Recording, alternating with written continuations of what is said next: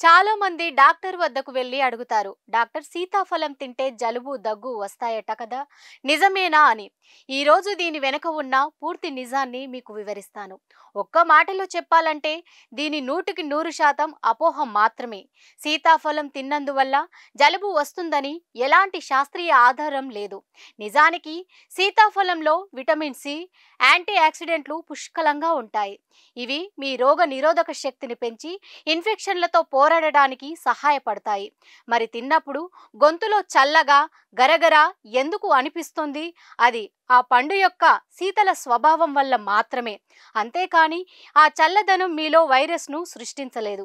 జలుబుకు కారణం virus infection, సీతాఫలం కాదు. అయితే ఒక్క చిన్న జాగ్రత్త తీసుకోండి. ఫ్రిడ్జ్లో నుంచి తీసిన వెంటనే మరీ చల్లగా ఉన్నప్పుడు పండును తినకండి. అలాగే రాత్రిపూట తినడం ఉత్తమం. అలాగే రాత్రిపూట కాకుండా పగటి సమయంలో తినడం ఉత్తమం.